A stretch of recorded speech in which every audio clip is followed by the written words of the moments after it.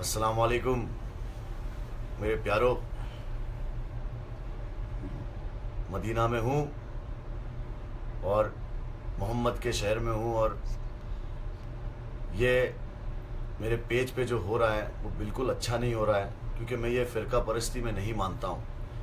अल्लाह के वास्ते एक हो जाओ, एक दूसरे से ना लड़ो।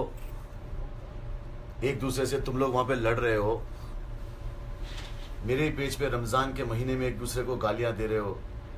तू 24, तू तबलीग, तू दावत इस्लामी, तू ये, तू क्यों अल्लाह के वास्ते यार क्यों कर रहे हो भाइयों? क्यों मेरे भाइयों क्यों?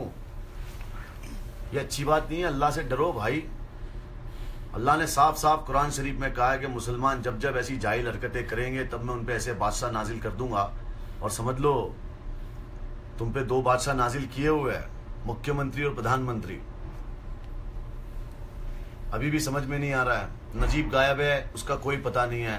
ट्रेन में रेप हो रहा है, कोई मकसद नहीं है, कुछ नहीं, किसी को कुछ नहीं पता है। इतने 20-25 लोग गौरक्षा के नाम पे मार दिए जाते, कुछ नहीं है। और मेरे मुसलमान भाई एक दूसरे से लड़ रहे हैं। अरे क्यों रमज़ान के अंदर तुम मरहूम जुनैद जमशेद को तुम गालियां दे रहे हो? तुम तारिक जमील साहब इतने अच्छे, उनको गाली दे रहे हो। अरे भाई मैं दावत इस्लामी के इलियास कादरी हो या तारिक जमील हो, ये सारे सबको मानता हूँ, क्योंकि मैं, मेरे हुजूर ने, मेरे प्यारे नबी ने जो कहा है उस पर ही चलता हूँ। भाई मैं तो गुनहगार हूँ और ये सब लोग बहुत अच्छे लोग हैं भाई। कम से कम इन्होंने हमारे हुजूर की सुन्नत लेके चले, इन्होंने दीन का काम किया है, दीन को फैलाया है दुनिया में। कम से कम हम वो नहीं कर सकते तो इनको गालियां ना दे। और रमज़ान के महीने में, और ये कौन से मुसलमान हैं, ये कौन से मुसलमान हैं जो एक दूसरे को दीन सिखा रहे हैं और ये सिखा रहे, गुस्ताखे रसूल बोल रहे हैं और ये बोल रहे हैं, जो खुद हमारे प्यारे नबी ने कहा है कि रमज़ान के महीनों में मुसलमान एक दूसरे को गालियां दो। भाई कहाँ कहा है बताओ, कहाँ पे कहा है? हमको जरा दिखाओ, मैं भी जानना चाहता हूं। मेरे को बताओ तो सही, कहाँ पे कहा है मेरे भाई? इसलिए मैं तुम्हारे आगे हाथ जोड़ रहा हूं। मैं तुम्हारे लिए यहाँ पे उम्मत के लिए, मेरे भाइयों के लिए तवाफ कर रहा हूं ताकि वो लोग एक हो जाए। मदीने में दुआ मांग रहा हूं, हर जगह दुआ कर रहा हूं कि हम लोग एक हो जाए, क्योंकि मुझे पता है, मैं जानता हूं, सिस्टम में बैठा हूं, सिस्टम के बड़े बड़े लोगों के साथ मैंने सब देखा है। मुझे पता है आगे क्या होने वाला है। भाई अल्लाह के वास्ते एक हो जाओ, वरना मैं ये पेज भी बंद कर दूंगा और मैं आवाज उठाना भी बंद कर दूंगा।